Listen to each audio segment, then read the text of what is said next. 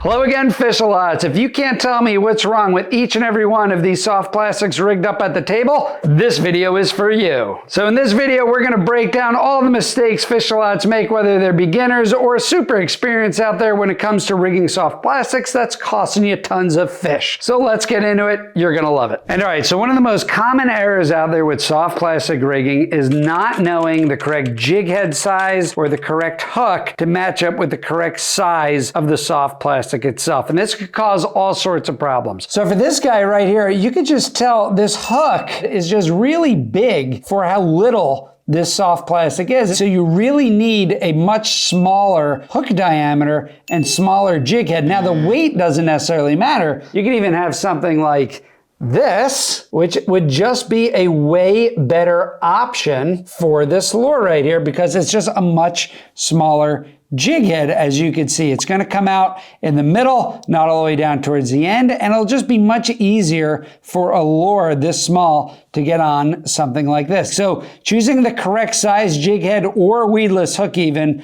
with the correct amount of plastic in your lure is really going to be key to rigging it up right. Now, just because we're talking about length doesn't mean all the same length lures are made equal. Take a look at these two right here. These are both Bustin' Baits. This is the same lure company. This is the same 7-inch fluke tail, as you can see right there, but this one is much thicker than this guy right here. And so a correct jig head to use for this guy might be something like this, whereas a correct jig head to use for this guy might be something smaller, but with a longer hook like this. I mean, just look at the difference of plastic in each one of these lures right here. So a jig head this size is going to match up really nicely against this soft plastic right here. Now, as you can tell, okay, the keepers right here are going to be totally buried into the lure, and you're going to have plenty of hook clearance right here when you bait this up. So those are two very important factors.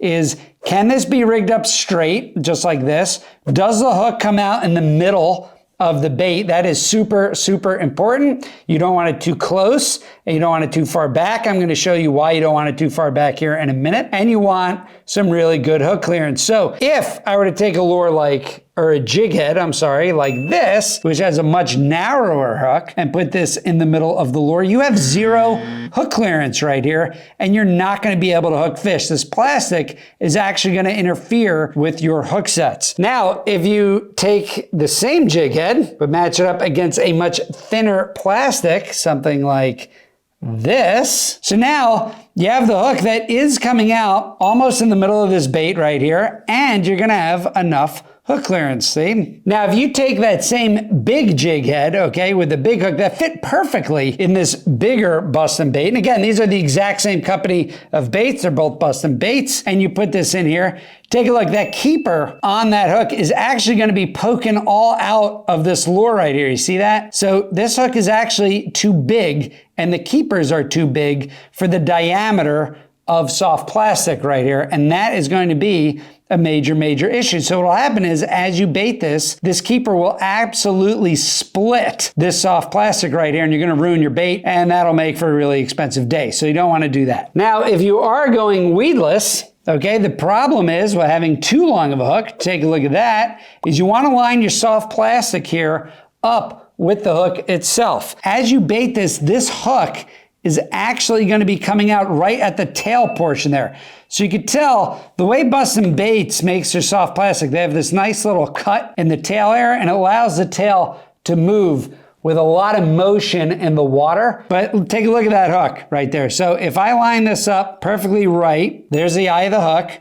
Here's the hook. Now that hook is coming way down on the tail right here, and it's going to come out of this tail, and that is going to affect the action of that bait, and you don't want that. And then, of course, on the other end of the spectrum, you have baiting with too small a hook and too big of a bait, and now you have all this room for the fish to short strike this. So again, the hook should be coming out about here. That's way too short of a hook. And if you really like these tips and you want to bring these tips with you anywhere you go fishing, feel free to check out my new book, Catch More Fish by Fishing with Johnny Fish-A-Lot, where we actually break these things down in great detail and I show you all the pictures and charts to help you out so that you have this advice with you at all times. So I'll leave a link in the description below. Go ahead. I'd really love to hear what you think about it. Thanks so much, Fish-A-Lots. Really appreciate it. It's also a great way to support the channel. Let's take a look at some jig heads, and I want to point something out that's very, very important to you, and that is that there is no industry standard for any of these jig heads or these hooks. All these jig heads in front of you are 1.5 ounce jig heads, okay? But you could tell they're all incredibly different, okay? So this is the Callan's bullet jig head right here, the one that I showed you before. And take a look, when you compare it to a Coach jig head, you can tell that hook is not as long as a Coach jig head. It's about the same diameter in width, which is really good because I really do want that gap in the hook. And this one will be suited for longer baits, and this one will be suited for shorter baits. Next up, this is a 1.5 ounce Bass Candy Delight jig head, and take a look. This one is even longer than the Coach jig head, so this one will be great for even longer baits. Another important factor here is that this Bass Candy Delight jig head, the gap is actually bigger than that Coach jig head right there. Next up, you got GI jig heads right here. And take a look, this has a huge gap, but it's much shorter than the Bass Candy Delight jig head. So again, this bigger gap is going to allow for a lot more separation in some bigger baits, like the Coach jig head right here, but it's about the same length as a Coach jig head. And each one of these hooks, by the way,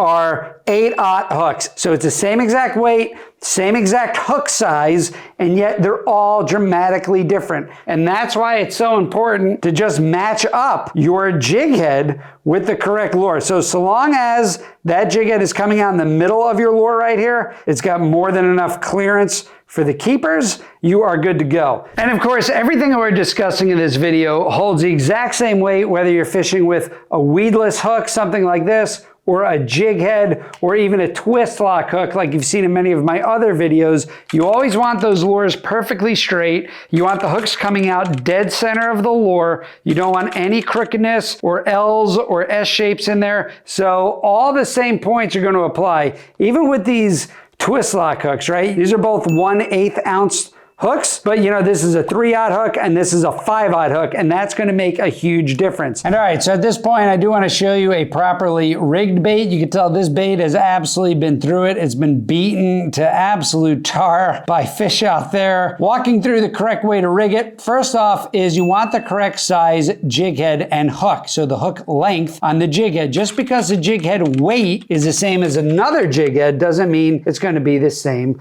hook. So for this instance, the hook is coming out dead center of the bait. That is absolutely perfect, exactly what you want. In addition to that, you also want that hook dead center. You want everything as straight as possible when you're rigging these things so that it swims as straight as possible. It gives the most natural presentation of the lure. You want to select the correct size of the jig head and hook, right? So that keeper is going to be pretty large to keep this bait in place. If you use too thin of a soft plastic here, the keeper and the size of this jig head will actually split the soft plastic, and you don't want to do that because it'll cost you a lot of money. And all right, so now that we know exactly how to rig up our soft plastics and a lot of the pitfalls to avoid, let's take a look at our initial question of if you can identify what's wrong in each and every one of these soft plastic lures right here. So first, let's start at the front of the table and this guy right here. And clearly what's wrong with this one is that this hook right here, this jig head, is just way too small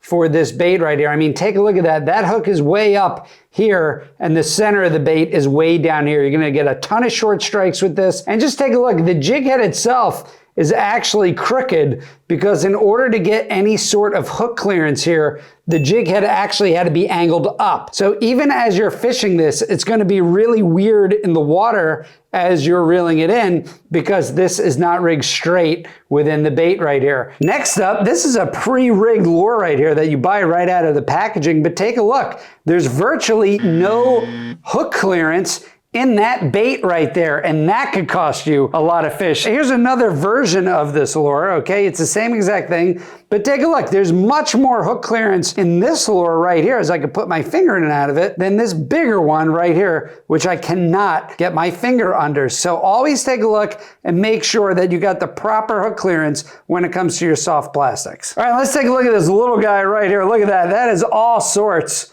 of rigged up crooked right there. Let me move some of these guys out of the way, because you know what? As you reel this in, it's going to want a helicopter on you and twist, and that is going to cause a lot of line tangles, and no fish is going to bite that. Let's get to this one that was right next to it. It's Buddy. I kind of laid it down like that on purpose for you because this hook is not coming out center, and the whole lure is kind of crooked on this jig head right here. You can see where the eye of the jig head is right there, and you can see where this hook is coming out, and this hook is coming out this side of the bait way over on the side. So again, even though this is a little bit straighter than the other one, you're still going to get this lure kind of darting to one side as you reel it, and it could helicopter, and it could cause you a lot of tangles. And okay, this is another pre-packaged lure. This is a big old mojo right here, and these things are just super expensive, but take a look at the size of this bait right here, and take a look at where that hook is. Okay, that hook is way, way up front here. There's a lot of lure here for a striper or big fish to come up and grab, and you're gonna get a lot of short strikes with that. You got this rigged bucktail right here. Same thing as the other one, not as bad, okay, but the same. So here's the head of your soft plastic right here. The hook's here. The hook should probably be about here, right in the middle of the bait, so you are gonna get some short strikes, but take a look. This was actually baited a little bit too long. You see, so the hook is coming out here, and the bait, that soft plastic, is on an angle, like a diagonal angle of the hook. You see that? So the reason why is because this was baited on a little bit too long. Now, if this was baited on a little bit too short, okay, the bait would look like this, angled down like this. And baiting it too short is miserable because you're gonna have to take the hook out and redo it. So baiting it too long is really the best case scenario if you're uncertain. I mean, take a look. It's crooked right there, right? You can tell that's crooked on the jig head. So what you can do is you could rip this little bit of soft plastic right in here. You just rip it down, just like that. See, now there's that rip right there. Hopefully the camera's picking that up. There's this rip right there. You can see how that hook ripped through, and now the hook is gonna rest in that hole that you just made, and now look at that. Now the lure is laying straight. So now if you really want to get into your soft plastic rigging and you want to know some tips and tricks on how you can prevent these short strikes, go ahead and click on this video right here where I literally solve the problem for you of the infamous short strike on a soft plastic lure. So thanks for tuning in, Fish-A-Lots. I'll see you out there on the water.